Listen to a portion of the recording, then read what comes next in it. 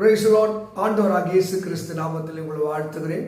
தேவனுடைய பிரசன்னமும் கிருபையும் உங்களோடு இருப்பதாக. ஏசாயா தீர்க்கதரிசன புத்தகத்திலே 14ஆம் அதிகாரம் 2ஆம் வசனம், உன் கூடாரத்தின் இடத்தை விசாலமாக்கு, உன்னுடைய திரைகள் நீளமாகட்டும், தடை செய்யாதே.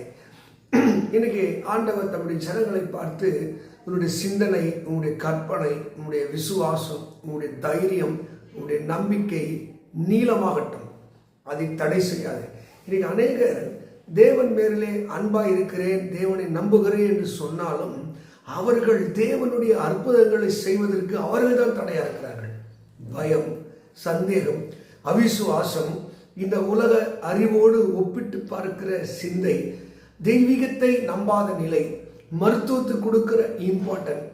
2 நாளாகத்தில் 16ஆம் அதிகாரம் 12ஆம் வசனம், ஆசா தன் காலில் நோவு கண்டபோது அவன் கர்த்தரை அல்ல பரிகாரியே. ஒருத்தர் கட்டில் நோயிலே படுத்திருக்கிற போது ஜோசியக்காரனை தேடி ஓடுறது. நிறைய பேரோட வாழ்க்கையில் அந்த தெய்வீகம் உள்ளே வராதபடிக்கு அறிவும் திறமையும் பெருத்து போனபடினால்தான் அவர்கள் வாழ்விலே தேவனால் உண்டாகிற அற்புதங்களை பார்க்க முடியும். யாரும் தடை? நாம் தான் தடை.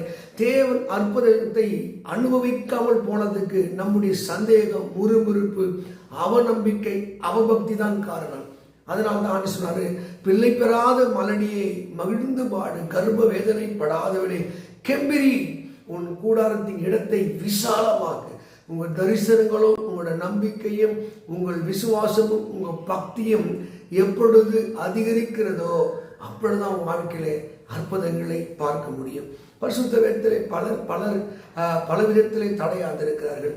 இன்றைக்கு நாம் கூட அப்படிப்பட்ட தடையான மக்களாய் தேவனுடைய அற்புதங்களுக்கு, அடையாளங்களுக்கு நாம் தடையாய் நிற்காதபடி, நீங்க லூக்கா 17 படிக்கும் போது, எவனால் இடரோ அவனுக்கு ஐயோ. அப்ப தேவனுடைய அற்புதங்களை நாம் பெறக்கூடாதபடி நம்முடைய செய்கைகள் தடையா இருக்கக்கூடாது. வேதத்துல ஆதியாகம புத்தகத்தில் 18ஆம் அதிகாரம் 14ஆம் வசனத்தை, உற்ப காலத்திலே உன் மனைவி ஒரு குழந்தை அடைந்திருப்பார், இது கர்த்தரின் பார்வைக்கு அற்ப காரியம் அப்படின்னு ஒரு தீர்க்க தரிசனம் அந்த 3 புருஷர்கள் சொல்லுகிறார்கள். 12ஆம் வசனத்தை படிக்கும் போது, சாராள் தன் மனதிலே அவள் நகைத்தாள், அற்பமாக எண்ணினாள். தேவனுடைய வார்த்தைகளை அவள் அற்பமாக எண்ணினாள். நிறைய பேர் ஆண்டவர் அற்புதங்களை செய்த நினைத்தாலும் தான் கிழவியாக இருக்கிறேன், எனக்கு எப்படி ஆண்டவருடைய வார்த்தை நிறைவேறும் என்று அவள் தடையாக இருந்தபடியால்தான் கேட்குறாங்க, நீ சிரித்தியா நகைத்தியா கேட்குறா, இல்லை நம்ம போய் சொல்லுகிறார். சாராளை போல அநேகர் இருக்கிறார்கள். எப்படி எனக்கு சாத்தி, எப்படி நடக்கும்? அவர்கள் அறிவோடு ஞானத்தோடு தன்னுடைய பக்தியை ஒப்பிடுவதனால்தான் இன்றைக்கும் அற்புதத்தை, அடையாளங்களை, நன்மைகளை காண முடியவில்லை. ஒருவேளை நீங்கள் சந்தேகப்படுகிற ஆளாய், முறுமுறுக்கிற ஆளாய், குறையை பேசுகிற ஆளாய் இருந்தால் உங்களுக்கு தான் இந்த வார்த்தை, தடை செய்யாதிருங்கள். என் தேவன் அவர் சர்வ வல்லமையுள்ள தேவனாக, சிறியவனை புழுதிலிருந்து எளியவனை கூப்பிட உயர்த்துகிற, மலடியை பிள்ளைத்தாட்சி ஆக்கி வீட்டிலே குடியிருக்க பண்ணுகிற தேவன். இன்னைக்கு உங்களுடைய செய்கைகளோ, உங்களுடைய சிந்தனைகளோ, உங்களுடைய எண்ணங்களோ தடையாயிராதபடி, அந்த தாவீது சொல்றாங்க சங்கீதம் 119 இப்படி 62 நினைக்கிறேன், நான் வீண் சிந்தையை வெறுத்து வேதத்திலே பிரியப்படுகிறேன். நிறைய பேர் இந்த சிந்தை, வீணான சிந்தையிலே, அவர்கள் சிந்தையில் வீணரானவர்கள் போட்டிருக்கு. இன்னைக்கு சாராள் அவள் விசுவாசத்தின் தாயாக இருந்தாலும் அற்புதத்தை காணக்கூடாதபடிக்கு அவள் தேவனுடைய வாக்கை சந்தேகப்பட்டால், தேவனுடைய வார்த்தைக்கு தடையாக நின்றாள். ஆனால் அவளுடைய கணவனோ, வசனம் சொல்ற ரோமர் 4ஆம் அதிகாரத்திலே, அவன் விசுவாசத்திலே வல்லவனாக இருந்தான். நீங்க 21ஆம் வசனத்தில் படிக்கும், சாராளுடைய கர்ப்பம் செத்து போனதையும் தான் சரீரம் செத்து போனதையும் அவன் எண்ணாகிறது. அதனால்தான் ஆபிரகாமுடைய அந்த நம்பிக்கையும் விசுவாசம் மேன்மையாக பேசப்படுகிறது. இன்றைக்கு தேவனுடைய சித்தத்திற்கு ஒரு நாளும் ஒருபோதும் நீங்கள் தடையாக இருக்காதீர்கள். தடை செய்யாதே. ஆண்டு சொல்றது, உன்னுடைய சந்தேகம் தான் தடை, உன்னுடைய அவிசுவாசம் தடை. இயேசு மலையிலிருந்து இறங்கி வருகிறார். மத்திய 8ஆம் அதிகாரத்தில் ஒரு குஸ்தூரை 1-2 வருஷம் கேட்கிறார், ஆண்டவரே உங்களுக்கு சித்தமானால் என்னை சுத்தம். அவனுக்கு ஆண்டவர் ஆழமான நம்பிக்கை. ஆண்டு சொல்றார், எனக்கு சித்தம் உண்டு, நீ சுத்தமாக. அவன் நம்பிக்கை.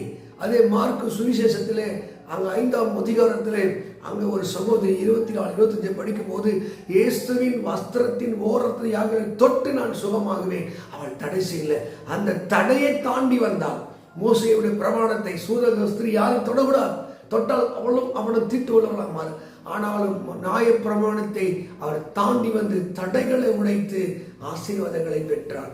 பரிசுத்த வேதத்திலே அங்கே யோவான் சுவிசேஷத்தில் நீங்க படிக்கும் போது 11ஆம் அதிகாரம் 39ஆம் வசனம், ஆண்டவர் கல்லை எடுத்து போடுங்கள் என்று சொன்ன உடனே அந்த மரித்தனுடைய சகோதரி 4 நாள் ஆயிற்று, நாருமே 4 நாள் ஆயிற்று இருக்கிறார். அப்போ நிறைய பேர் விஞ்ஞான அறிவியலை ஞானத்தில் இன்னைக்கு ஏஐ பார்க்கறதும் சாட்ஜிபிடி பார்க்கறதும், அங்கே உலகத்தில் வாட்ஸ்அப் என்ன சொல்லுது, ஃபேஸ்புக் என்ன சொல்லுது, அவர்கள் நம்பிக்கை எழுந்து போகிற நிலைக்கு அறிவிலே இன்னைக்கு சபைகள் திணிக்கப்பட்டிருக்குது.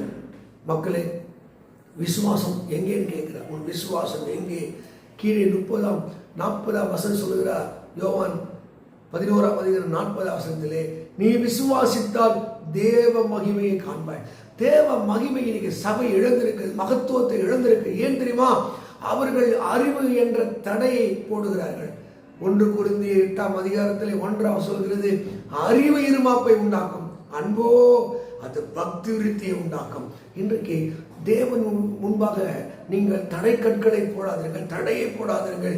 ஆண்டவர் தாராளமாக உங்களிடத்தில் வந்து உங்களை ஆசீர்வதிப்பதற்கு உன் கூடாரத்தின் இடத்தை விசாலம், உன் திரைகள் நீளமாகட்டும், நீ தடை செய்யாதே என்கிறார். சந்தேகம் என்ற தடை, அவபக்தி என்ற தடை, அறிவு திறமை என்ற தடை, இதெல்லாம் நீக்கி தேவனே உன் கருத்தை ஒப்பு கொடுக்கிறேன் என்று சொல்லி நீங்கள் தாழ்த்தி பாருங்கள். கர்த்தர் உங்களை ஆசீர்வதிக்கவே ஆசீர்வதித்து அவர் உங்களை பெருகவே பெருக பண்ணுவார். இந்த வார்த்தையின்படியே கர்த்தர் இயேசு 54:2 வசனத்தின்படி உங்களை ஆசீர்வதித்து காப்பாராக. ஆமென். God bless you. God bless you.